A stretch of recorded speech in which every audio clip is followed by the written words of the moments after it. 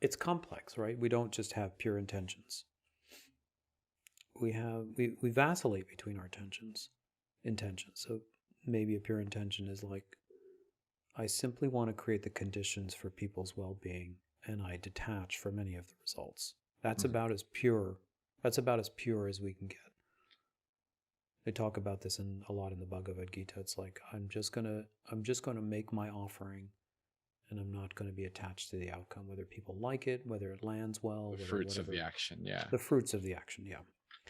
Unfortunately, we, at a micro scale, we vacillate between the most fearful parts of our being and the most honest and open. It's not like you're not fully awake, and you're not fully coming from just one place. In any given moment, you could retreat back into a place of scarcity and feel like, oh, well, I'm not getting enough traction on my podcast, or I didn't like that comment, how dare they, or whatever. You can, and then you can, and that has tumult in your mind. It makes the work hard, right? Because you go to bed feeling like you're not validated, or people don't care about the work, and then you get fixated on that, and it sends you into, I don't know you, and I don't know your history, but you know you, and you know your history, and you know your loops. Yeah. So the work is kind of secondary, whether you're a podcaster, therapist, pilgrimage guide, counselor, educator, it doesn't really matter. It's just that's the field in which your soul is operating. And the work is calibrating yourself to be as present and as open and as loving, and then watching the places and the times where you regress into these old loops. And that's what your mind, to bring it back to mindfulness. I mean, many people listening right now are going to know how to sit down and follow their breath. And they're going to know that the next instruction on mindfulness and following the breath is, when you get distracted, don't judge yourself. It's normal and natural. Just simply bring yourself back to the breath.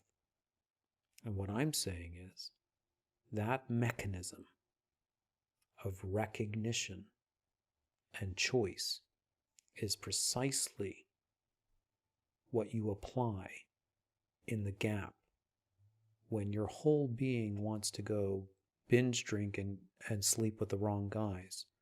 If you bring recognition and then you have a choice, that's going to change your life. That's what births a new life. So the simple thing on a meditation cushion of following the breath, when you get distracted, recognize you're distracted without any further complication, come back, make the choice to come back, gets applied to your own evolution. That's what I meant to come back to the article. That's the point I was really trying to make. That's the main point. That's what the Buddha was talking about. This thing called meditation, when you combine it with view and you combine it with virtue, you create life. You create new life. Not just for yourself, but for others.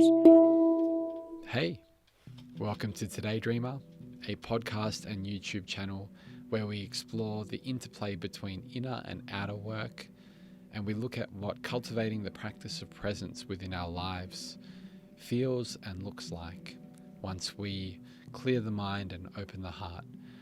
So this is just a short clip from a full podcast episode, which I'll leave a link to around here somewhere. And if you'd like to check out the whole catalogue of episodes along with guided meditations and what I have on offer, please head over to todaydreamer.com and have a peek.